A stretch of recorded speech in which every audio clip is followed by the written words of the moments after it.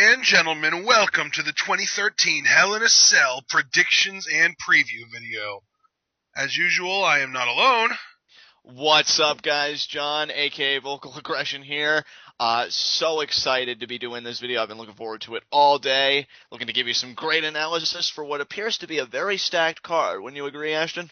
Yeah, you know what? For the first time since SummerSlam, I will say this does look like a bit of a stacked card. No, definitely. We've got, let me count here, the 4 matches that I'm really actually very invested in, which is more than I can say for Battleground or Night of Champions before that. So I actually have very high expectations for Hell in a Cell 2013. Yeah? Do you just want to get right into it? Oh, let's dive right into it, baby. Alright, obviously the best way to start is with the match that we know is going to happen before the pay-per-view even starts. Pre-show, kickoff, whatever you want to call it.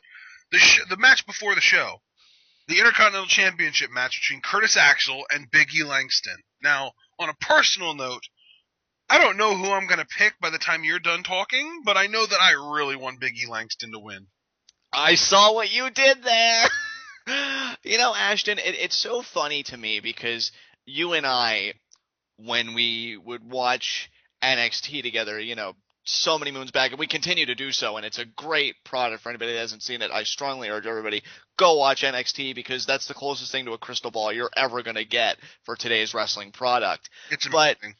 But, when we were watching the rise of Langston, with the 5 count, and I need 5, and all that stuff, and the crowd was so into him, I said to myself, you have a monster babyface here.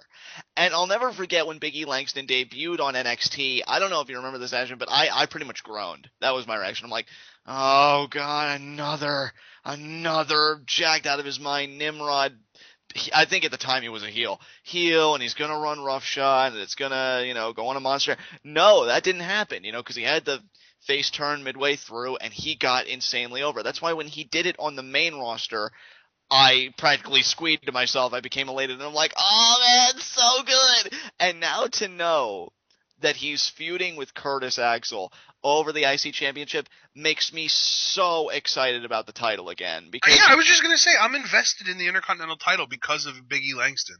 No, absolutely, because I'm telling you, and with the way they've been booking Langston to get up to this point, I mean, he stood up for CM Punk after a very competitive match with him when Ryback and Curtis Axel had ambushed Punk. Langston came back in the ring. He laid out Axel. He's like, who's the rookie now? Who's the rookie now? After, Paul Heyman ran him into the ground on the microphone. Yeah. And then, the week after that, and I know you were very impressed and you were very pleased with how they booked Big E Langston, the week after, because he had held his own in a brawl for a few minutes. Between, Curtis Axel and Ryback, double teaming Langston. And Langston, again, for several minutes actually was gaining offense and turning the tide. Ultimately, Punk would make the save, but Langston by no means looked weak considering the too many he was going up against. Definitely. Had a tag team match with Punk against those two guys, which I guess Brad Maddock announced on the WWE app or something. And then in that match, you had Langston hit the big ending on Axel and pin him, so you have him pinning the champion. And then this past Friday night on SmackDown, which you and I watched together, Big E Langston was in an 8-man tag main event with Cody Rhodes and Goldust and Daniel Bryan against The Shield and Randy Orton. They've been giving him so much shine since he's turned babyface. And I knew he'd get to this point eventually, and I'm just so excited he's finally here. As far as the actual match goes, I mean, I'm just going to give it to you point blank, Ashton. I don't think anybody cares about Curtis Axel as IC champion. I know I don't. Right. All kidding aside, I'm not even going to try and make any jokes or do my usual shtick here, because I'm so excited about this match and I want to treat it seriously. Axel's not cutting it. I wanted him to work because I was impressed with some of his work on NXT, but it's time for a change. I want to get invested in the Intercontinental Championship again, and I think Langston is the face to do that. He is the guy to do that. The question that remains is it going to be tomorrow night? Is it going to be at Hell in a Cell kickoff? I'm going to say no. I'm going to say Langston wins, but by DQ or count out. Axel's going to weasel his way out and hold on to the Intercontinental Championship. But mark my words on this. Langston is going to be the Intercontinental Champion at Survivor Series. I think they want to give him his first big singles title win on the main roster on a Big Four pay-per-view. They want to make it more of a moment. I don't see it happening here, but I am so excited that Langston's part of this program. I'm going to kind of speak out of both sides of my mouth on this one. Okay. I think Curtis Axel's going to win. I don't want Curtis Axel to win, but I think he's going to. That being said, despite the fact that I just picked Curtis Axel and I have great pride in my ability to pick these matches properly, I'm going to be cheering for Biggie Langston the whole time.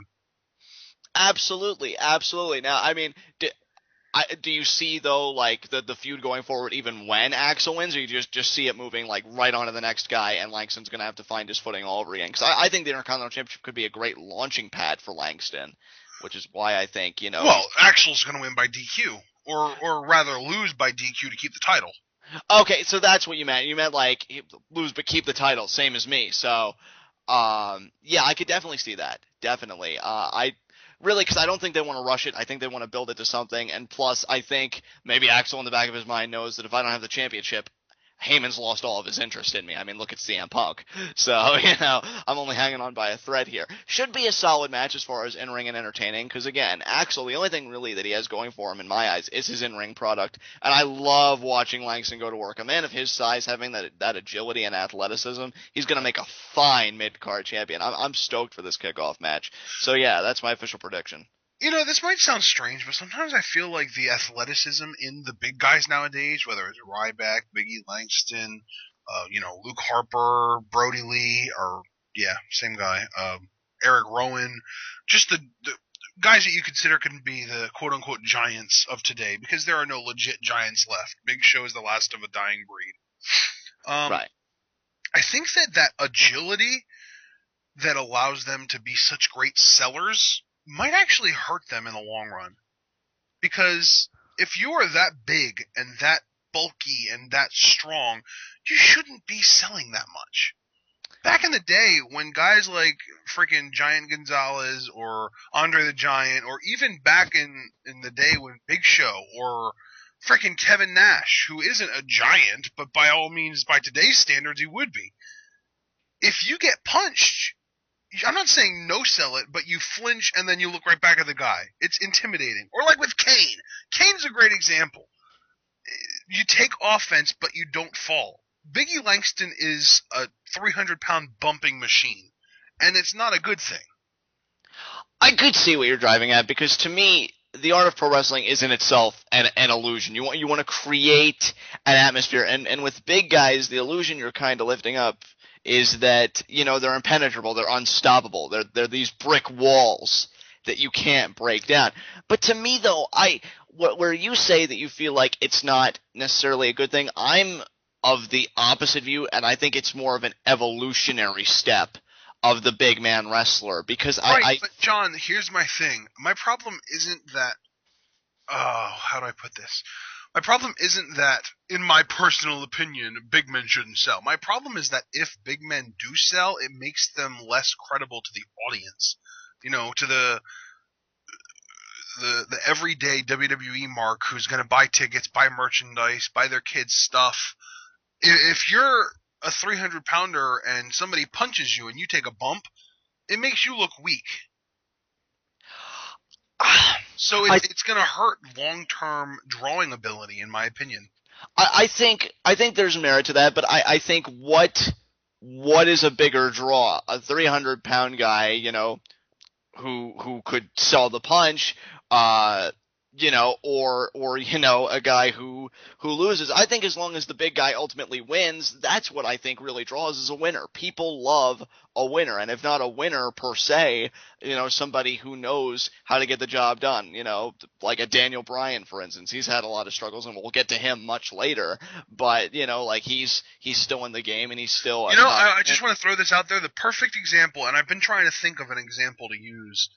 Goldberg. When people beat the living crap out of Goldberg, but he rarely bumped. And when they, how they would do that thing where the babyface, because Goldberg was kind of booked as a heel at first. He went against guys like Hugh Morris and guys that were really over with the crowd, and he was kind of a heel at very, very beginning of his streak. But when people would unload on him, he would take it, and then he would shake his head and look right back at him like, what are you going to do now? Like, that is how a giant, and not even a giant, that is how a powerhouse should perform in the ring. You should take the offense and let the guys come at you, but then when they finally finish and they either pose for the crowd or they just back off to see what they've done, you shake it off and you look at them like, yeah, that's all you can do, what now? You don't take bumps. I mean, don't get me wrong. I appreciate the art of selling because I am the biggest Dolph Ziggler mark that you will ever meet. Dolph Ziggler, Seth Rollins, freaking, I almost said Andy Dalton, Tyler Breeze. Huge fan of the guys that can sell really well, but look how big they are. They're all 6'1", maybe 6'2", 215 to 220 pounds. They're all guys who you would expect to, if a 300-pounder punched him in the face, do a 360-degree flip. You know what I mean? Like, right. Like, you're a big son of a gun. Like with Rikishi. When Rikishi sold a clothesline, it was an athletic feat, but it made him look like a pussy. See, like, to bring this back into context, I think, well, I don't want to put words in your mouth, but, like, by that definition, you'd almost have to look at a guy like Curtis Axel facing a guy like Langston, you'd think, well, this should be a squash title change. Kind of like, Really, at the end of the day, I know that they're trying to book Curtis Axel as if he is some kind of a legitimate professional wrestler, and he's a legitimate threat, and he's a champion, and all this stuff, but if you just saw these two guys meet each other in the street, you're freaking right, it would be a squash match. Well, no, absolutely. But I think, how can I articulate my position here? Because I still am showing some resistance to you. Not that you're not right. Like, I agree with everything you're laying out. But to me, it's like, I feel like that definitely has its place. Like, when you look at Ryback, like, I think he did that a lot in the beginning. But I think at the same time, there's also that emotional, sympathetic investment. Like, I'm excited for Langston getting his title opportunity. You know, like, I want him to be the Intercontinental Champion. I don't know if I could honestly say, like, I am a fan of his, of course, but I don't know if I could honestly say the investment would, the emotional investment would be as high if I knew that he was, like, one of those brutes. The idea that he is vulnerable creates a potentiality for that investment, even though he is a big guy. You know, is Curtis Axel going to outsmart him maybe? Is he going to try and weasel out? You know, what is it going to be? And the idea that, you know, Langston isn't just going to mow through this just puts me more in his corner rather than leaving me more complacent and apathetic. So I think it's a trade-off. I really do. I think with today's big men, and I think this is how I'm going to say it, it really is what, like, walking the tightrope from maintaining the illusion that there are these immovable objects to making sure that they, I guess, are vulnerable enough to where you can have that emotional sentiment towards them, that sympathy towards them as they progress in their story without sacrificing their legitimacy as performers. Right. And it's a tough tightrope to walk, but I think with Big E Langston so far, like, if you look at the 8-man tag main event, I think they booked Langston perfectly in that, because he did get taken out briefly by Seth Rollins doing a dropkick to the back. He got taken out to the outside of the ring. But then you saw at the end, he blocked the RKO attempt from Orton, and Bryan scored the knee to the face for the win. And you know who else has been known to block an RKO attempt from Orton? Who's that? Mark Henry. There you go. And does Mark Henry take bumps? No. But you know what, though? Personally, I don't even know what I want to say here. I think when you look at I'm not trying to sway you on anything. I'm just stating my personal opinion, and in my opinion, Big E Langston and Ryback fit into a classification of performer that shouldn't be overselling or taking all of the bumps that they do, because it makes it less believable and it makes them look less awesome, I guess you could say. It makes them look less tough. That's the word, less tough. It makes them look less tough. There are 4 ways to get over in the WWE: strong, tough, sympathetic, or talking. If you feel more than 2 of those, you're probably trying too hard. And Ryback was strong and tough. John Cena is strong and tough. CM Punk is the talker with the sympathetic angle. Jeff Hardy had the sympathetic angle. Big E Langston is strong and tough. He doesn't need to be sympathetic too. See, but I think every performer, to one degree or another, is going to be sympathetic when you're experiencing a certain journey with, unless of course you're the villain, and then then there's no sympathy, obviously. But to me, like when I look at Mark Henry, and now that I've Well, really got and a you know chance, what? I'm sorry for cutting you off. no, But absolutely not. go back to NXT. Okay. Did you ever have any sympathy for Biggie Langston on NXT ever? Um. Well, that's a difficult question for me personally to answer because when he came in, the answer would be no. But there was a point when I stopped watching NXT during his reign, so I wish I could have experienced his reign to give you a more fully formed answer and a more informed answer. Okay, but here's my thing.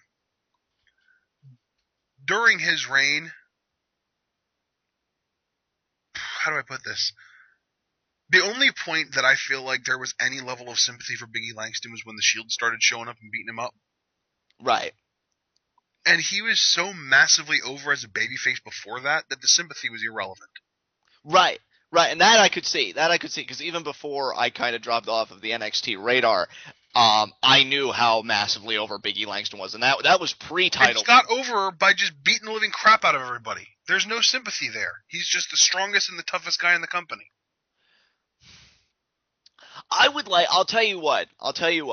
When Biggie Langston becomes the IC champion, then I think I would like to see him steamroll people more. I think there has to be a bit of resistance there because this is a champion, and I think we've moved really way far beyond the era of like Diesel Backlund, where it's like kick to the midsection, jackknife powerbomb, title win. And on the street, like you said, I think you make a great point. If you're looking at them in their casual attire, just two guys, yeah, I'd expect Langston to slaughter Axel. But knowing what this is and knowing the animal we're dealing with, I think the story you're trying to set up is, oh man, he's a champion, so clearly he's got to be this or that, and it's going to be a struggle, even though this guy's a big dude. I think once Langston becomes the champion, that should really be the time for him to really start steamrolling people. Because here's the thing, and I didn't say this, and I'm really actually glad we had this conversation, so I had a snug place to say it. When he becomes IC champion, I want him to have a long and dominant reign. I'm not talking a long reign where I don't see him much on TV defending that gold, and the bulk of his defenses are at live events. No, I want people to keep stepping up and him to keep knocking them down like they're nothing but dominoes. Like, that's what I want Langston's reign to be. So, again, I really think... I want to see Biggie Langston as the Intercontinental Champion challenging for a world title. You know what? That was my hope for Cody Rhodes in his reign, and if anybody can do it, like, since him, it would be a guy like Langston. Absolutely. I want to see Biggie Langston, babyface Intercontinental Champion, versus Damian Sandow, heel world champion. Definitely. Title versus title. No, dude. Absolutely, because you know what? Whether he would win or lose that match, the idea that the Intercontinental Championship gets to share that kind of spotlight is automatically going to elevate it. So it's a great investment for the IC title. It's a great investment for Langston for being in that position. It's a great investment for Sandow, for being the heel champion in the equation. No, I love that idea. Do it. Absolutely. And you know what I think is so great about Biggie Langston is, he's the biggest, strongest, toughest guy, but at the same time, he can play mind games. Look at what he did to Vicky Guerrero in SmackDown. Yeah, look at what he helped AJ do to Caitlyn. Yeah, like he's not just some big dummy. No, he has a like Ryback is pretty much booked as.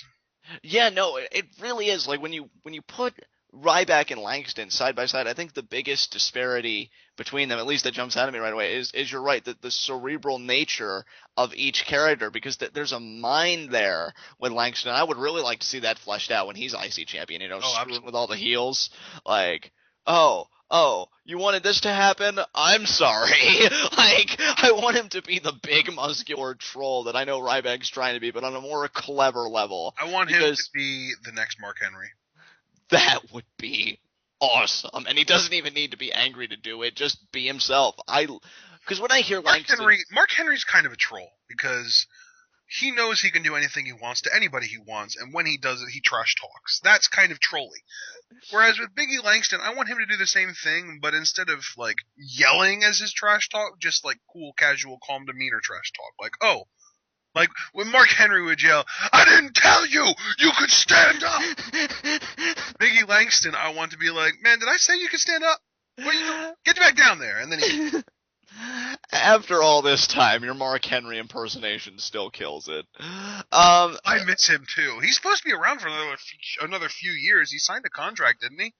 I think he did. You think it's that easy? I got a lot left of this. That whole thing. I love you, Mark Henry, but no, dude. Full retirement still might just be the best promo of the year so far. Oh, dude, if anybody didn't think that, like, Henry didn't have it in him, like, I bet you they were all proven wrong once they saw that promo. And the same thing for Langston. Guys, if you're not that familiar with Big E Langston, go back and watch NXT. It's gonna be there waiting for you, I promise. You're not gonna go to YouTube and be like, it's empty. No, it's gonna be there, because the 5 gimmick and how they counted with him, and this guy can work a crowd, he can work his opponents, he can be a great, dominant babyface, and keep him on that trajectory, please. Don't pull a Ryback, have him lose a huge match, and then have in his mind, the only way I can recover is attacking the top dog and turning in the process. No. Keep him on the track. Yeah, I'm about ready to get the spray water bottle. No, get back in the corner. Get back in the corner. That was so good. No, keep him on that trajectory. Get the IC title on him. Ashton, personally, I think you and I both want it clearly at Hell in a Cell. Thinking like WWE. Well, then, what? Here's my thing. You even said you don't want him to start really steamrolling people till he gets the IC title. If that's the case, let him steamroll Curtis Axel. There you go. Let him get the IC title and let him start his path of dominance. Absolutely. And when we say dominance, I want him to have that IC championship for a good 7 to 8 months. I want him to. I could see it happening. I could see him holding it until like Extreme Rules. Yeah, that would seem like a good place to potentially drop it. Just really let him run with this thing, and definitely do what you said. Have him be so dominant that the world champion's starting to get a little wary of him, and have him clash. And I'm not talking about one of those televised champion versus champion matches on SmackDown. No, you give them an angle, and you watch Langston own it. So, yeah, let's hope that all comes from this one match. Only time will tell. Yeah, we went way past where we should have on that one. So, you know what? I really want Big E Langston to win. I said I was going to pick Curtis Axel earlier, but screw it. I'm picking Big E. I think after such an impassioned discussion, how can you not? I'm almost ready to change it and say Big E wins it too. What do I do?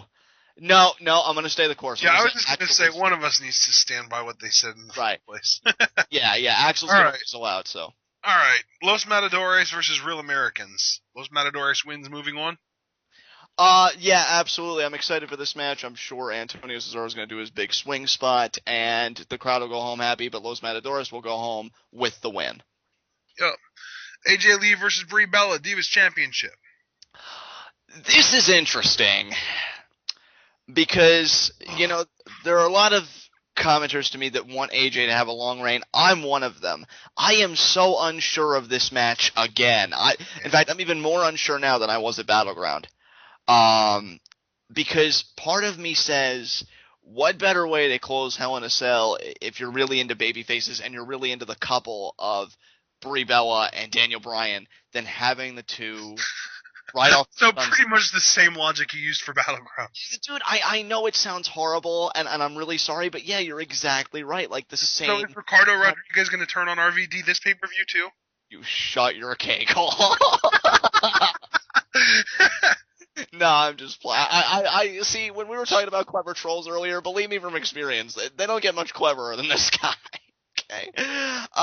No, actually, yeah, Ricardo's gonna, he's working at the Performance Center. He's gonna return. RVD's gonna return for one segment, and they're just gonna do it so that they can give the Ricardo heel turn that we all wanted to happen, clearly. Back to this match, though. Let me just say, too, real quick, because I don't know how many people are going to say it, so I might as well be that guy. I really enjoyed their Battleground match, and I actually want to tip my hat off to Brie Bella. She has gotten a lot better. I actually am enjoying her matches. I'm looking forward to this match and seeing what these two can do, because I thought their Battleground match was solid. AJ, to me, personally, Ashton, AJ's not doing it for me like she was a few months ago. It's not that I want her to lose the strap. I think she needs to get some of her steam back, though, because she's starting to bore me.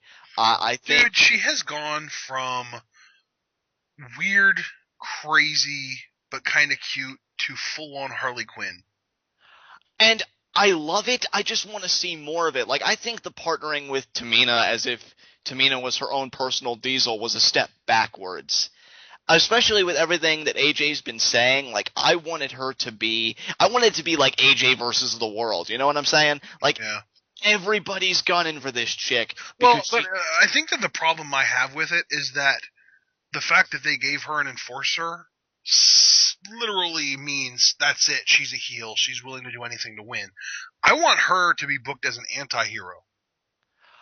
yeah, yeah, I could see that. I would want her, and I understand your logic, like with the Tamina following in that same vein. If they really wanted to achieve that, I mean, AJ to me has come off like you said, Harley Quinn. That's perfect because she has like a cerebral nature like you'd expect from the Joker, like somebody who's totally crazy but has that shrewdness that makes them so lethal. That to me is AJ. You know, I saw it with the way she won the title from Caitlyn. You know, capitalizing on.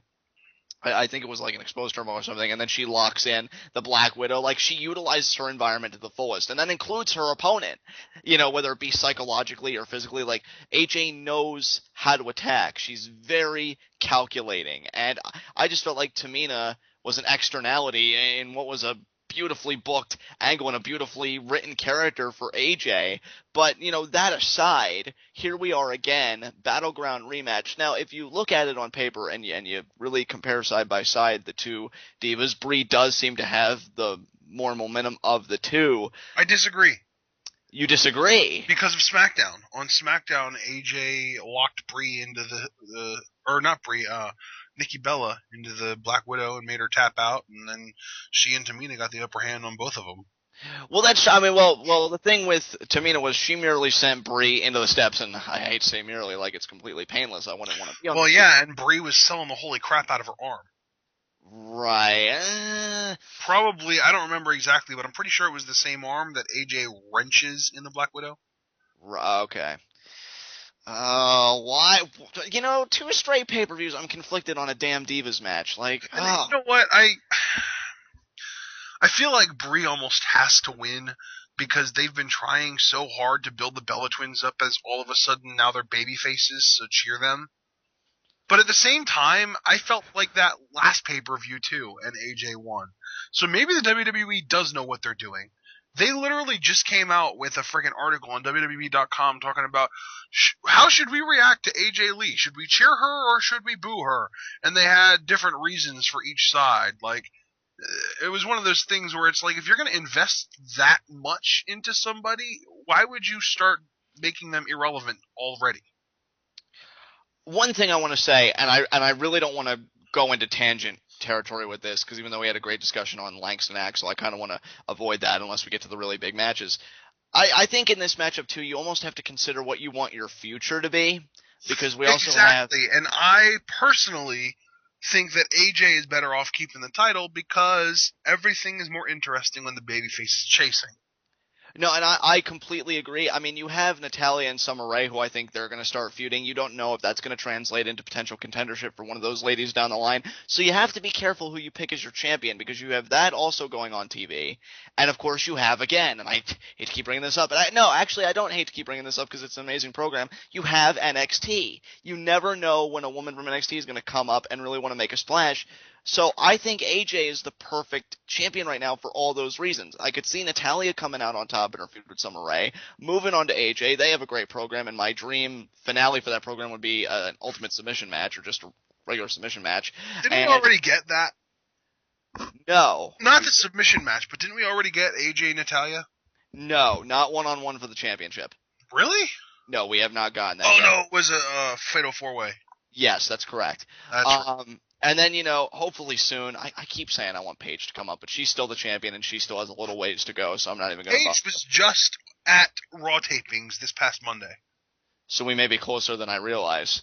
Regardless, I think AJ is the perfect champion for all future circumstances that are going to arise, more so than Brie. So, personally speaking, I'd want AJ to retain. Looking at it through a WWE lens, I'm going to say the same thing I said at Battleground. I think Brie's going to win. I do. Man. And I'm going to stick with AJ, so that's one that we disagree on. I hope you're right. I hope you're right. I hope I'm right too, John.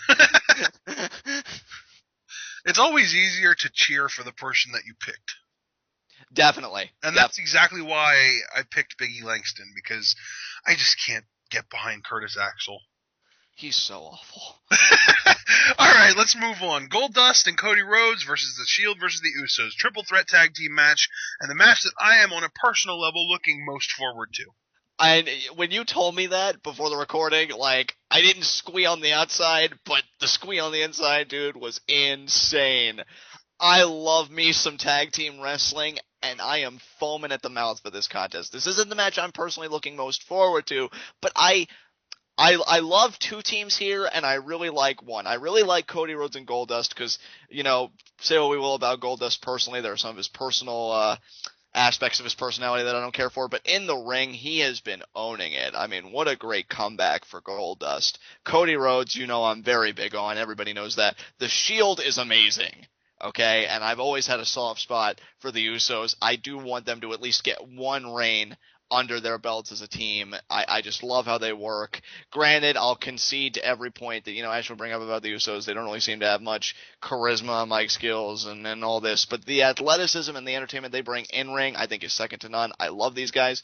You put these three teams together, you could get quite possibly the best tag team championship match in that title's history, since they changed it to the huge penny-looking championships. Yeah. This could be the best matchup in that personal championship's history, because all three of these teams, Cody Rhodes and Goldust, they have great chemistry with the Shield. The Shield have great chemistry with the Usos, and you can only assume that the Usos would have good chemistry with Rhodes and Goldust. And the way they built this, and this is what you commented on, and I think one of the reasons why this is the match you were most looking forward to, because the build, considering this was a tag team match and for the titles, was great. And really looking back on it, they kind of blindsided me, because I'm like, wow, you really wove that together beautifully, because you had the Usos all these weeks back beat Tons of Funk and Real Americans in an elimination triple threat tag team matchup, to get contendership. And then we're waiting. I thought they were going to get their shot at Battleground. Didn't happen. Waiting. Then you have the Rhodes brothers sneak up from behind, get their jobs back. Oh, great. Now Cody can go on his own way and nope. Keep them together. Fight for tag team titles on Raw in an ODQ match. They win it. Holy crap. So you have the Shield with their automatic rematch, and you have the Usos still sitting on their hands, waiting to be called up to cash in on their opportunity. And here we are, after, dare I say, an insane brawling segment between all three teams this past Monday night on Raw. Usos have quite a bit of momentum going into it. I mean, they did knock off the Wyatt family this past Friday in a solid match. That double super kick, I think, is one of the sickest moves in their repertoire. I'm torn, honestly, as much as I love the Usos and I would love to see them get the win. I'm torn between the Shield regaining and the Rhodes brothers retaining. I am actually right there with you. I think that the Usos are pretty much just there as a side dressing at this point. And as much as I hate to agree with you, I'm going to have to just eat my crow like a good John and say you're right. Like, as much as I want them to be more of a legitimate threat, because I feel like they have the goods to be great champions for the reasons, I just think they're so entertaining with what they bring to the ring, and they excite and ignite, but they really are. They are the side dressing in this whole thing. What it comes down to is we get right back to the bitter feud between the Rhodes brothers and the mercenaries of the Authority, the Shield. And I'm going to say that the Rhodes brothers are going to come out on top here. I honestly, though, I could see the Shield regaining the championships either on an edition of Raw leading up to Survivor Series or Survivor Series. One or the other. The Rhodes brothers are not going to have a long reign, but I think WWE wants to milk this, and they want us fans to experience it for a little while longer. So I'm going to say that the Rhodes brothers retain here. I actually want to ask you a question, and it's not really 100% exclusively about this match specifically, but it's regarding this match. In a normal triple threat tag team match, if the champions were heels and the other two teams were baby faces, what would you give the percentages of the teams to win? Okay, so we're reversing things here. The Rhodes brothers, will say hypothetically, are the heels, and Shield and Usos are baby faces. I would say that the Shield were the the biggest threats, and I'd actually probably say that they'd go away with the titles. No, I'm not. I just said this isn't specifically about this match. Just generic heel team champions versus two generic babyface team challengers. Well, logically, I'd say the heels retain because you just said a few matches back that there's always more interest and money in the babyface being the chaser, so probably just prolong the chase as much as you can, so heels go over in my book. No, I said percentages, John. Come on, work with me here. Well, percentages. I'd say the heel. Well, you figure if we were doing basic math, each would have a 33% chance, but I'd probably say the heel team would have, I'd say, a 60% chance. Okay, so like 60-20-20? More like 60-10-30. Because one team you'd have to think would have a greater chance than the other. So okay, now you're trying to apply it to this match because I know you're going with the 60-30-10 thing because of the Usos, but well, I mean, fine, just to be perfect, 60-20-20 then. So okay, so now let's flip it. Say that the tag team champions are baby faces and the two teams that they're facing are both heels. Now what are the odds? Percentages. I'd say then it would be 80 baby faces, 10 heels. So you think that the heels would be even less likely to win? Yes. Okay, because this is kind of a weird match dynamic because I don't remember the last time we had a triple threat match where the champions had sort of an ally as far as alignment goes, where like it was heel champions versus one heel and one babyface, or babyface champions versus one heel and one babyface. Normally, they stack the odds against the champions. If it's a heel champion, you get two babyfaces. If it's a babyface champion, you get two heels. This is weird. But I honestly feel like because of the Shield being heel and the champions being babyface, right there's your 50-50. 50-50-0 with the Usos at 0. Right. I can see what you're saying because it's not often we see a great math lesson there, by the way. You could totally stand in for Professor Steiner anytime. But it's not often we see, the heels with their backs up against the wall, and with the faces, being champions no less, having that alleged backup against the heel forces. It's tough to call, especially because, look at the heel team we're talking about. It's not real Americans or anything like that. This is the Shield. Yeah, okay. Exactly. That's my thing. Like, oh, and by the way, just so that we're clear, I am picking the Shield to win. Okay, all right. Okay, we're at that point then. All right. That's interesting then, because then you and I disagree. I see the Rhodes brothers coming out on top. You see the Shield regaining. And honestly, I could see that because this is the Shield again. When you don't expect them to pull something off, they pull it off. They are a team that is so crisp and so good at what they do that in an environment like this where you really think it's too much chaos, it'd be too much going on, how are they going to overcome? They'd find a way. Even if it's maybe utilizing Dean Ambrose potentially, they'd find a way. I just see that we're going to be on this ride with the Rhodes brothers just a little longer, but this should be a chaotic and, as a consequence, just absolutely wonderful, balls to the wall, just absolutely fun and entertaining triple threat tag team title matchup. I cannot wait for this one. Right. I think that the thing that really kind of got me locked into the Shield is that the Rhodes brothers went off the air on top. Right. On both Raw and SmackDown, if I remember correctly. That's true. On Raw, the Usos and the Rhodes brothers kept the Shield at bay, and then they receded into the backstage area, waiting to plot another attack. And then on SmackDown, when they had that chance in the 8-man tag, one of the Shield members didn't eat the pin. Actually, surprisingly, it was Orton that ate the pin. But still, they were on the losing side of that equation. Yeah. So you're talking 2 straight losses in the same week. Yeah. So you'd have to think, because it's 2 losses on the same week, and because we're not talking about any schmucks, we're talking about the Shield. Exactly. That a rebound would be inevitable. But then again, the question has to be asked, and I hate to be that guy. Could maybe this be done, that frustration starts to mount and we see the cracks in the Shield finally? No. I would like to say no, but I don't know. I think that no matter what happens, there's no way that could be a result. And the reason I say that is because there's no reason for the Shield to start dissipating because, yeah, they lost the tag titles, but how is Dean Ambrose going to help them get them back? He can't, because he can't interfere, because if he does, they get disqualified and the Rose Brothers retain.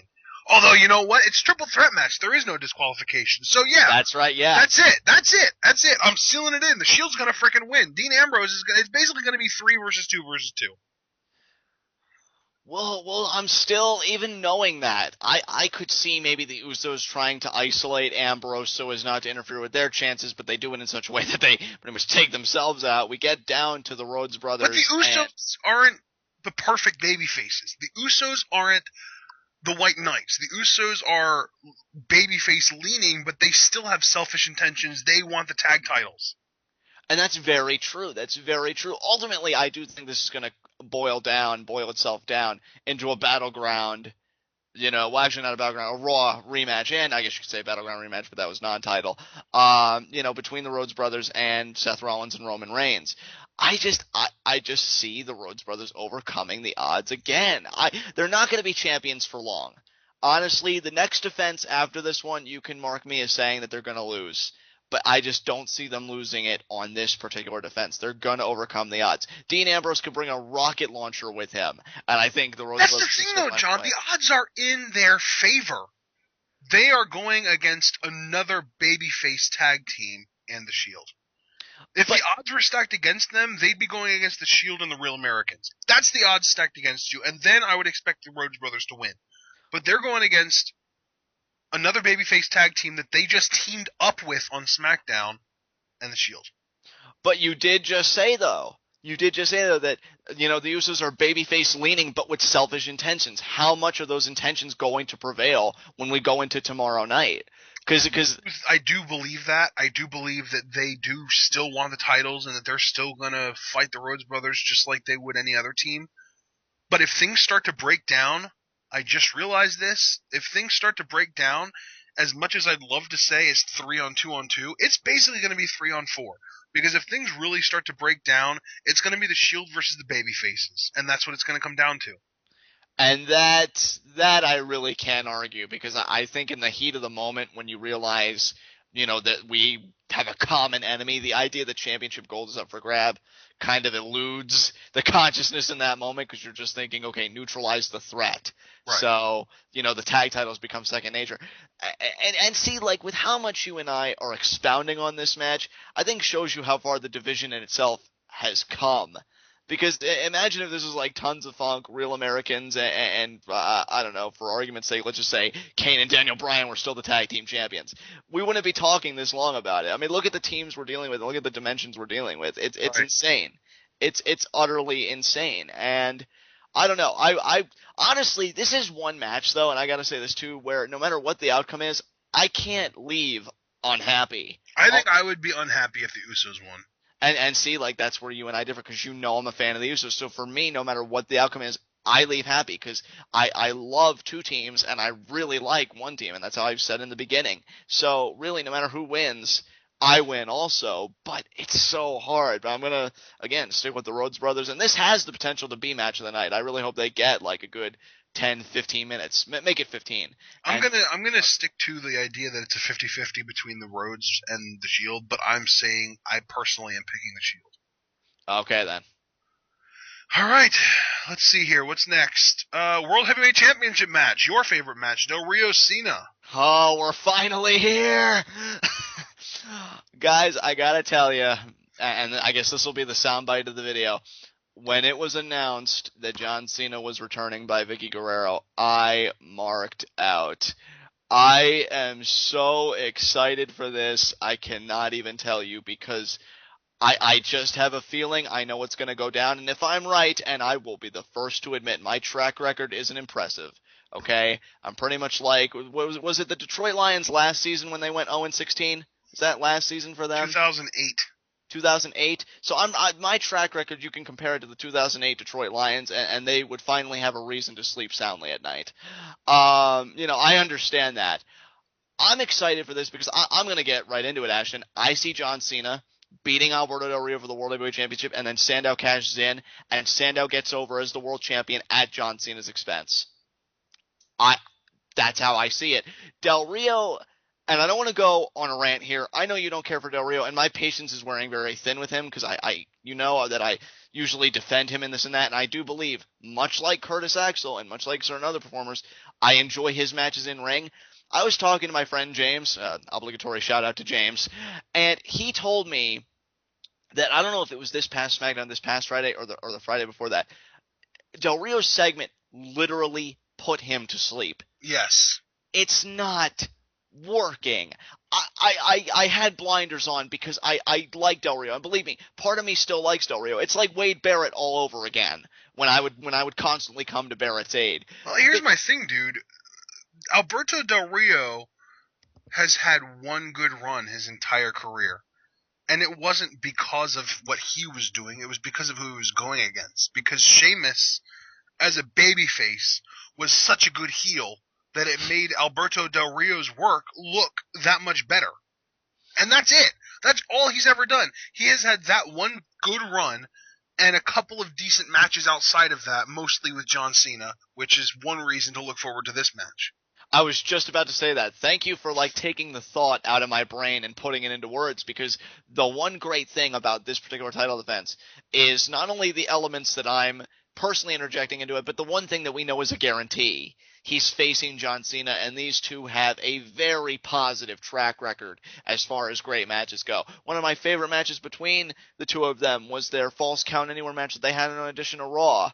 I mean, that was some great stuff. I expect these guys to tear the house down and make the World Heavyweight Championship, feel important again, which I have been dying for it to do.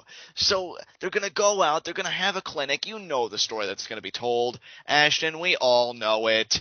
Del Rio's going to work over the arm, the surgically repaired arm. Michael Cole's going to say for the millionth time, John, I've never seen Cena sustain punishment like this. JBL's going to come back with some witty heel retorts. Del Rio may get in two cross arm breakers in the course of the match. Cena will withstand both of them. He gets an AA out of nowhere, maybe locks in the SDF or goes straight into the cover, but either way, it's done. It's ball game. And then we hear hallelujah. We hear hallelujah. Please. Please. I've never really begged like this in a preview commentary. Let us hear it. I know Sandow has some kinks to work out. We talked about him. I don't know if it was in our Night of Champions analysis or Battleground analysis, but we did say, if you give him a match that goes 20-some minutes or close to 20-minute mark, you see some of his spots start to be repeated.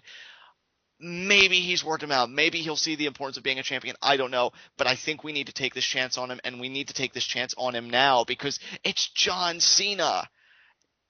I think, look, if you're not going to put him in the WWE Championship picture because you want to give Daniel Bryan, and rightfully so, and I can't stress that enough, give Daniel Bryan his shine against Randy Orton and the Authority, right. Make another career in the process. Don't make John Cena being here a waste. Don't make it, and I'm about to get angry here because I'm just visualizing it happening.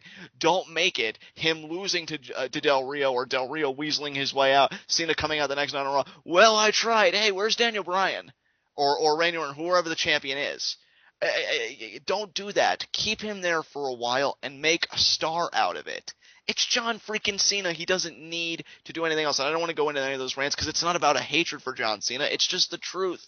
The only conceivable thing he has left to do in his career that would be a hallmark achievement would be to step in the ring against The Undertaker and probably be the biggest threat to the streak. That's it to me.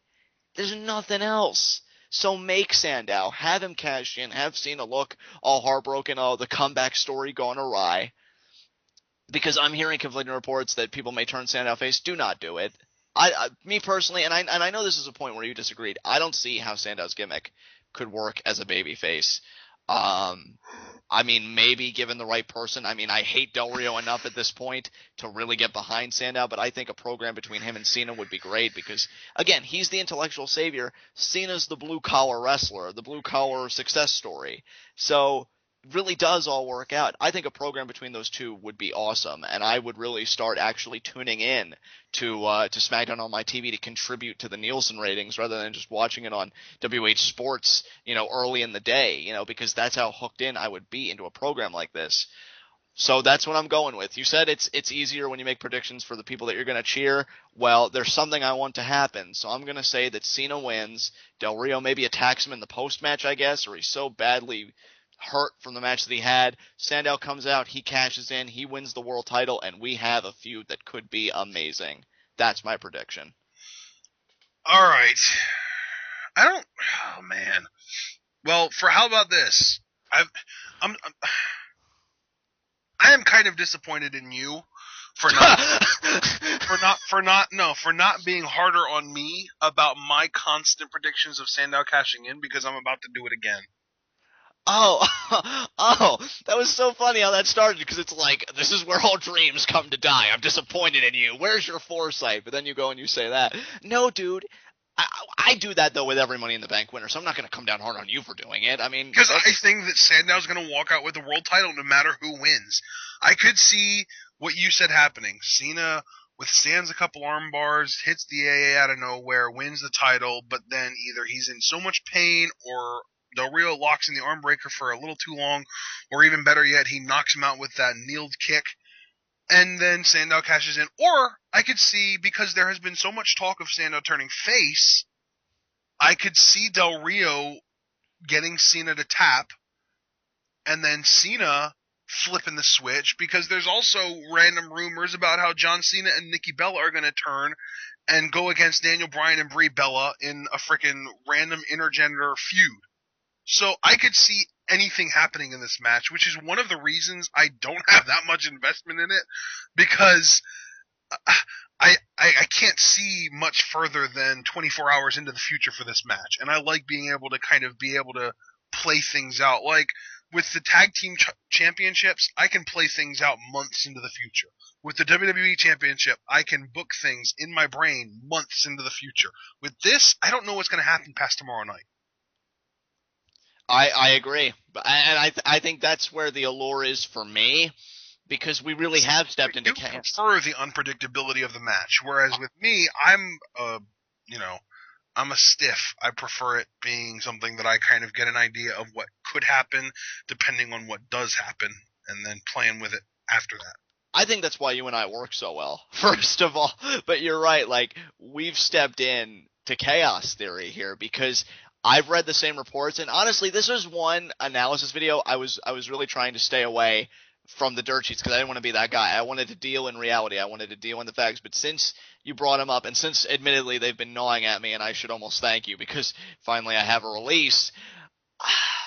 Again, I don't see how Sandow as a face could work, but again, folks, my track record, 2008 Detroit Lions, yeah. And then John Cena turning heel because of a chick, like, this Facebook group, Pro Wrestling is Taking Over Facebook, I guess my second shout out of the video here, they were talking about it, and my comment was simply, if Nikki's going to start acting like, a total B, Cena's going to kick her to the curb, because he's the baby face, I mean, he doesn't want to send a message to kids, hey kids, if the getting's good, just put up with her attitude and go along with it. But does he really want to send a message to the kids that if your girlfriend starts to act up or act a little bit different, that you should just kick her to the curb and move on to the next one? That doesn't sound very baby face either. Why do you have to be so good at that? Why do you have to be so good at devil's advocate? Blame George Carlin, that's where I got it from. But dude, it's like, yeah, so many other great stories to do the damn turn, and it's gonna be a Bella. Oh, I don't want to look or touch. Just think, the last time we got anywhere close to John Cena being heel was the Eve Torres storyline, so we know that his weakness is women. Oh, man. Don't you remember John Cena Angry Face? Yeah, embrace the hate. Eve Torres, Zack Ryder, how could I forget? He looked like he had one too many chimichangas. Good God. I hate it when you're right. Well, no, that's not true. I just hate this particular instance that you're right. Big difference. I don't know, Ashton. This was one time I didn't want to put stock in those rumors. I didn't want to be that guy. But again, they have been gnawing at me, and I have thought about them. So hard. I'm going to say the course. I'm going to say Sandow wins. There's no way Cena's turning heel. To turn heel over Bella, to me, is absolutely ludicrous. Because remember how he treated Eve after he knew her intentions, okay? I could see Nikki crossing a line, Cena burns her, and then she tried, I guess, maybe cost Cena the title. I don't know. But then does that mean Dee Bry turns heel? I don't know anymore. My mind is being ravaged by chaos theory. Well, Ugh. your official prediction was Cena wins, Sandow cashes in. Yes, lock it in. I think I'm gonna lock in that same prediction, but it's at like it's only winning by like 2%. Like if there are 15 different options here, that option is at like 10%, and that's why it's winning because everything else is just lower than that. I can understand that. I mean, where else are we really going to go? I mean, if Del Rio's reign conceivably continues and Sandow wouldn't cash in, I mean, who's left? Unless they want to go the route of returning Rey Mysterio. But personally, I don't know if I want to see that. I want the title off Del Rio so that we can start putting the shock paddles to it and bringing it back to life. Right. Del Rio is killing it. When I have and again, I joke around a lot with James. I know he was being 100% serious when he told that to me, that Del Rio put him to sleep. That's CM Punk's job with the GTS. Get the championship off of Alberto Del Rio, put it on, I guess, Cena for 5 seconds and then Sandow, and let's just have a great program come out. And hey, for the record, when Del Rio gets his rematch, I think that could be an entertaining triple threat match, presumably at Survivor Series. Cena, Sandow, Del Rio. And then you have Sandow and Cena have their slew of singles matches. I'd be entertained. I'm intrigued by it. I just want it to happen. I hope it happens. You sound slightly scarred.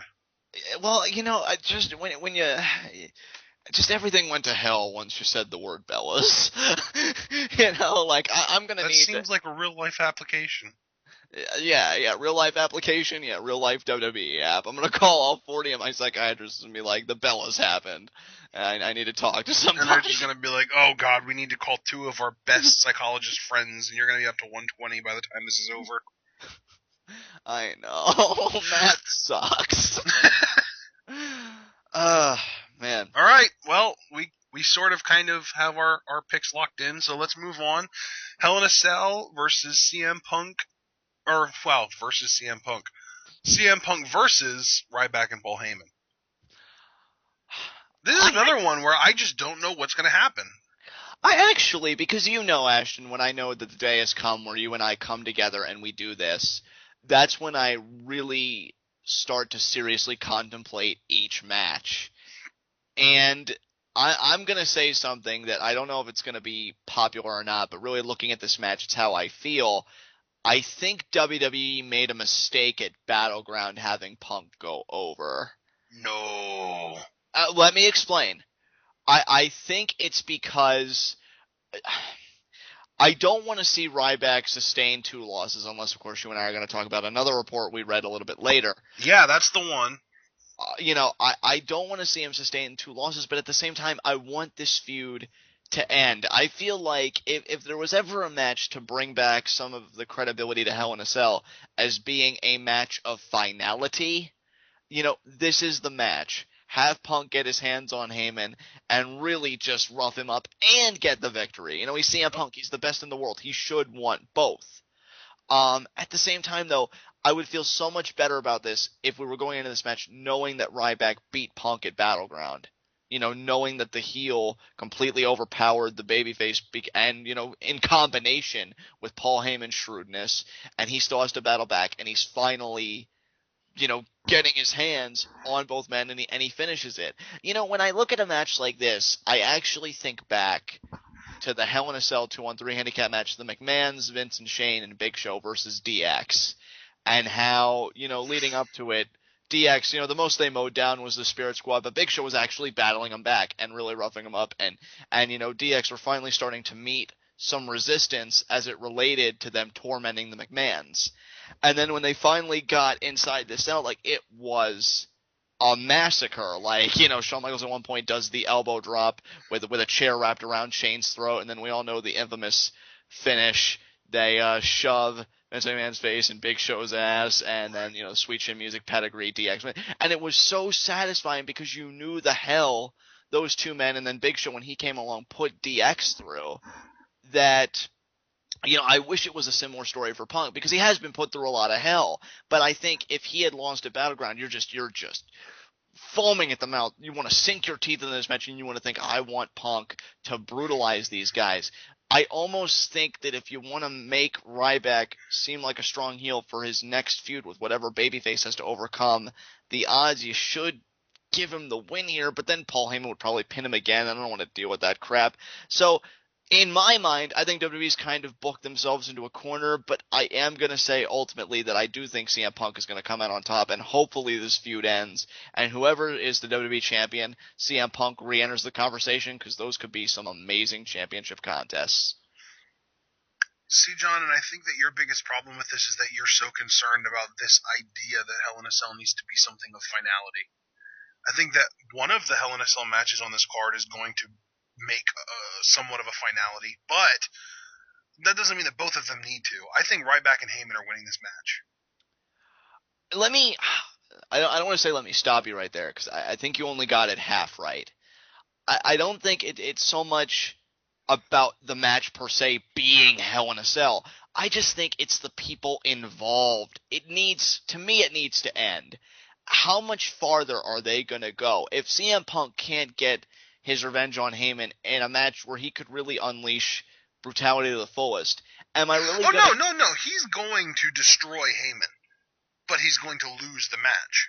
Right, so you're in the camp that says he is going to get his vindication in one way, but he can't have his cake and eat it too. Exactly. Not this time. Not this time. And I could accept that. I just think CM Punk's going to walk away with it all just to really drive the nail in the coffin, I think. But then what do Ryback and Heyman do after this? Well, if we were going to talk about reports of Ryback's behavior, I might as well talk about the one report I read a few weeks back that says potentially a feud with Langston, moving down the card a little bit. And okay. That would be the next thing. Again, I don't like putting any... Do you think Heyman's just going to kind of drop Axel once he loses the title? Oh, definitely. I think once Axel drops the title, and I'm actually glad you asked this, I think once Axel drops the title, Heyman will just... Because I can already kind of tell that that's where it's going, because you can see the attention that Heyman gives Ryback. Right. And Axel doesn't get nearly as much attention. I mean, he literally calls Ryback my monster Ryback, and he did a whole proposal thing a few weeks ago on Raw. That was actually leading up to the Battleground matchup. You know, he never did that stuff with Axel. He gave him a great introductory promo when Axel became the Heyman guy, but that was the height of it. So I think when Axel loses, Heyman's just going to be like, okay, do I go with this one guy whose attire literally says big necks, big checks? Or do I go with this guy that has just barely been able to hang on for the Intercontinental Championship this long, and his luck finally ran out last night? Yeah, Kurt, and see who you is bye. the definition of generic? Yeah, I mean, you know... Right here in the Milky Way. The genesis of the beginning, of the inception, of the infancy, of the genesis of Curtis Axel. You know, like... So... McGillicuddy and Axel. But, you know, so clearly he's going to go with Ryback, and personally... I'd like it if that's true. I think it'd be a great feud to start Langston's IC Championship reign, and I think Ryback could actually benefit from this bump down the card personally with so much else going on. So I hope that rumor's true. But, you know, for that... So are you thinking we get like a Survivor Series match, this like Daniel Bryan, CM Punk, and the Rhodes Brothers against Randy Orton and The Shield? I could see that. I could see that, yeah. That's definitely plausible to me. That's not out there. See, and I just think that they just need to have one last match at Survivor Series for Punk to get everything that he wants, for him to win the match, and maybe they even do a 2-on-1 handicap match, Ryback and Axel versus Punk, 2-on-1 handicap match, and Punk, but it's a no disqualification match, so Punk can use his weapons, he can use his kendo stick, he can do all kinds of stuff, and Punk somehow, some way, with literally every odd stacked against him, picks up the pin on one of those guys and then gets his hands on Heyman, and it's a go home happy kind of thing. Right, and at a big four too. I mean, we gotta. Right, that's why I'm saying, like, if right. you're gonna culminate a storyline, why not do it at Survivor Series? That's true. Then again, though, dude, keep in mind, you know, with the dissatisfaction that you know, especially with, like, the Battleground ending, even more so than Night of Champions, which I heard, like, a lot of people seemed lukewarm about it. I think you and I liked it, but there were some things we were just like, about. They may want to, you know, really give us some big things here to say, man, Hell in a Cell was awesome, or to put in your words, you know, in the search it, skip it, buy it system, you know, definitely buy it, you know, go and buy it. So do they do that with this match? Question hangs in the air. I think what you say, as per usual, I think it definitely holds a lot of merit. I just see CM Punk overcoming the odds and, again, driving the nail in the proverbial coffin and hopefully moving on to the WWE Championship picture, whereas Ryback will regress, even though I personally like Langston, so I don't mean regress in that context. Right, yeah, I know what you mean, though. Regress down the card to a feud with Langston for the IC Championship, which could prove very entertaining. So I'm locking it in. Okay. I'm going to, as unsure as I am about this match, I'm going to just do what lock it in. Ryback and Heyman win. Punk gets his hands on Heyman, but doesn't win the match. All right. Moving on. Last match, main event. Daniel Bryan, Randy Orton, Hell in a Cell, Shawn Michaels, special guest referee, go. This isn't hard for me at all, honestly. I don't know if it... Yeah, Daniel Bryan wins. This is the most important match on the card, and it's probably the match that I'm the most certain about the outcome. You and me both. I already have this image in my mind. It probably won't come to fruition because it's PG, and I don't say that like negatively, but I have this image of a bloody Daniel Bryan, like blood all over his face, some blood in his beard, standing on top of the cell, yesing with the WWE Championship, with Shawn Michaels looking up at Daniel Bryan, from inside the ring as the show closes. And apparently this is in Miami, right? So this is the same arena that really gave birth to the S-Chance. Yeah! So talk about a story coming full circle for Daniel Bryan. One thing I will say, though, because I don't really know how in-depth my commentary is going to be on this one, because this is actually one of the easiest matches to call, and it's the biggest storyline, and it's the main event, it's the WWE title. I do think this match, if we keep the shenanigans to a minimum, because I do see Big Show influence in this main event, for the record. But if we keep the shenanigans to a minimum, I could see these two guys surpassing Edge Taker as far as, like, best Hell in a Cell in, like, the PG era. I think these guys could really do something special. I think these guys both have it in them to create that match, and some may say that they've already done it if you look at their street fight on Raw or some of their other encounters. No, I think this is the match where we really look at it and say, yeah, that feud was awesome, if for no other reason the Peace Day Resistance, the Hell in a Cell encounter between the American Dragon Daniel Bryan and the Viper Randy Orton. I think this is going to be a clinic.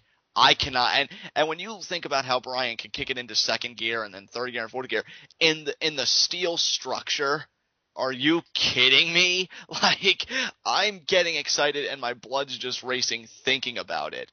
And, Randy Orton has been in Hell in a Cell. This will be, I know the commentator said fifth. I think they made a mistake there. I think this will be his fourth Hell in a Cell, because Taker was his first, Cena was his second, Sheamus was his third. This should be his fourth.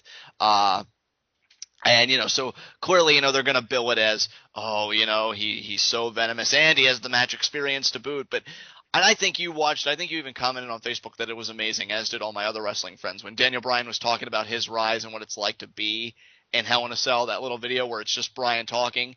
If fans haven't seen it, go on WWE.com and find that video. It is a great promo package, like, given by Daniel Bryan, produced by WWE. I don't know why that wasn't shown on Raw. John, yeah. Mark Henry beat Randy Orton in a Hell in a Cell match in 2000. That's right. Thank you. Wrong again. You're right. I actually forgot that they had a Hell in a Cell match. Can you believe it? Don't worry. I didn't actually know that. I looked that up, but yeah, it's worth noting. Yeah, I probably found the match so underwhelming I wrote it off. I guess the commentators did get it right. Well, I guess that's why they have the job and I don't. But look up that video about Bryan talking about his rise and what it's like to be in Hell in a Cell on WWE.com. That was an amazing promo. So they've definitely done a great build for this match. I've enjoyed the story. Ashton, I've heard some people saying, I think Randy Orton should have been the champion going into this, and I think a vacated championship, that was a misturn. I didn't agree with that position. As far as I'm concerned, I don't really know why Randy Orton in his own way is also kind of struggling, because you'd think, he's the heel. He should probably be in control of all the cards, and that includes the championship. If you really boil it down, even though he has the authority, support, and all the support, he still is, in essence, in the same boat as Daniel Bryan. I mean, that championship is up for grabs. It belongs to no one. Well, it belongs to vacant, but that's a totally another matter. So that is a bit weird, but I don't mind it too much. I think it's an interesting element of the story. I thought Battleground was atrocious for the ending. I thought, if we were going to have anything, have Orton go over and then have the climax. But we didn't, and we're here, and I'm excited. I just see Daniel Bryan going over and being WWE champion for a third time, but this will actually be his legitimate reign, which hopefully goes on for a very long time. But I think it's going to be a great feel-good moment. The trainer watching his pupil really reach the top of his game. So yeah, nothing more to say than that. I gotta be honest. I'm picking Daniel Bryan, but at my very core, I hope that the authority, which isn't gonna freaking happen, does something to screw him out of the title again. Because I really want him to get that Rumble win. That's right. That's right. If he were to lose, that only increases the likelihood that he'd win the Raw. And you know what? I think another question, and see, you say something like that, and you get me going again. Another question is, Ashton, do we want to try and create for Daniel Bryan what WWE, created for Jeff Hardy? How long do we want this chase to go on before we get bored? Because I think that if you book it properly, you can't get bored by it. And see, I agree because I never got bored with Jeff Hardy, and when he won at Armageddon, against Edge and Triple H in a very unlikely event, like I popped big, as did everybody else at the time. I'm not bored with this per se. Like, bored would be the wrong word. I don't know how many more times we can see just Bryan and Orton by themselves. Like, maybe if you interjected Big Show next and he got involved in CM Punk, which I really want to see, then, the chase continues for Bryan and we have new blood. So, you're kind of satisfying both ends of the equation here. A Bryan Rumble win would be amazing. I'm telling you, dude, I want to see him come in at 1 or 2 and win the whole thing. Pulling a Shawn Michaels, and again, the poetic irony, pulling a Shawn Michaels, the guy who trained him. Exactly. All great really struggle stories kind of center around winning the Rumble. And I hate to bring this up, but I think it has merit, so I am going to talk about it. Chris Benoit's Royal Rumble win was a lot like that. Paul Heyman was GM of SmackDown at the time. And Chris Benoit and him, they had beef. And Benoit knew, if I stay on SmackDown, or if I try and, get a championship opportunity that way, Heyman's going to screw me. Heyman is never going to have me be WWE champion. So he wins the Rumble, and that's the same year they instituted the picking your own champion to face. With Daniel Bryan, it could be he loses, and then Triple H could be like, well, kid, you had the chance. In the biggest match in our industry's history, with all the pieces in play, you choked, at the clutch, with the 10 seconds on the clock, you're not the face of the WWE. You are just a B-plus player. And then they keep him as far away from the championship as possible. So how does Daniel Bryan combat it? The only way he knows how. The Royal Rumble. And then Triple H and Stephanie to stick it to him again because they're thinking the same way he's thinking. They do exactly what Paul Heyman did to Chris. They put him in at number 1, and he goes to distance. In fact, not only would I have Daniel Bryan go to distance, I'd have him set a Rumble record. For longest. Yeah. Longest amount of time in. Yeah, go all the way with it. Go all the way with it. Don't half-ass it. Give him the record so that he has that to shove in Triple H's face, too. Give him the win. Don't even entertain the possibility of him going after the world title. Just make it clear, like, I am taking your championship that you covet so deeply because I want to hurt you and I want to cut you as deeply as you've been cutting me all these months. And, give him a roadblock at Chamber, maybe put his WrestleMania title shot on the line. Again, he prevails, and then we get to Mania and he wins. It's a great story, and more importantly, it's a simple story. And isn't it funny, Ashton, that a lot of the best angles in wrestling history, a lot of the best stories in wrestling history come from the most simplistic elements. I don't need this guy to, have his limo blow up and then, this guy like, who's my father or any of these elements? It can be just as simple as one guy wanting to be better than another guy and a championship hanging in the balance. And they have a chance to create that with Bryan. Oh, I'm so glad you brought that up, but then again, I wish you didn't, because now I don't know. Cause I'm gonna stick by my pick of Bryan winning, but like I said, I'll be cheering for him, and I'll be happy if he does win. But at my very core, I want him to win the Royal Rumble more than I want him to win the title right now. I feel you, because I'm thinking about it now, and I'm like, damn, That's WrestleMania. WrestleMania 30. But it's so far away. But they could make it work. Especially if they go on your channel where all this stuff is gonna be, and they listen to our Road to WrestleMania commentary down the road. They can make it work. They just need to listen to you. Get a notepad and listen. Oh man, why'd you have to make it so hard for me? Damn you! That's No, what she said. Really. Never mind. I'm gonna stick by my pick too. Daniel Bryan's gonna win, but damn it, man, you're never supposed to root for the heel, and because of what you just said, I'm gonna kind of be rooting for Orton now, only for Bryan's benefit. Oh, man, Daniel Bryan's road to WrestleMania could be so amazing. It's what WWE chooses to make of it. We'll see what happens. All right, I think it's about time we wrap this thing up. If you have anything else to add, please do. Guys, I think this is going to be a great show. I agree. I think it will be also.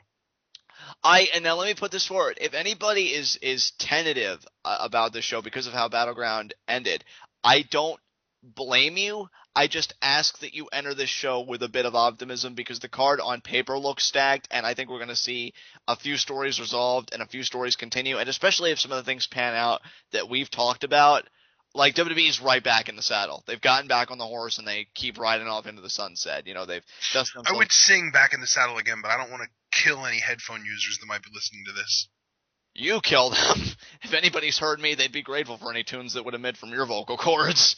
I should be legally banned from singing in any state. No, scratch that. Any country. I just meant because I would be really, really loud. Yeah, I would be really loud and bad. Totally different process.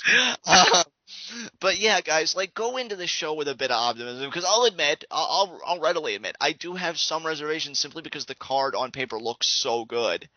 But I have faith in WWE to execute it strongly and to give us some programming that we'll remember. And I think Hell in a Cell 2013 is just going to be a solid show. I can't wait for it. Alrighty, sounds good.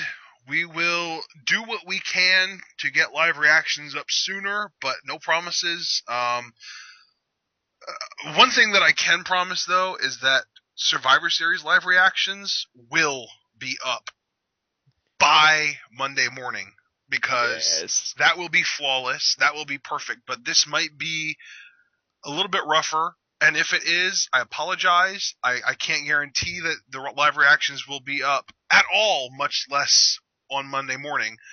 But what I can guarantee you is that Survivor Series will, and that we will try to get this one up. So, absolutely. Until then, we will see you guys at either Hell in a Cell live reactions, hopefully Hell in a Cell live reactions, or maybe TwitWow late in November before Survivor Series. Oh, absolutely. All right. I like the sound of that, baby. I'm just going to leave it at that, and we will see you guys then. Love you guys.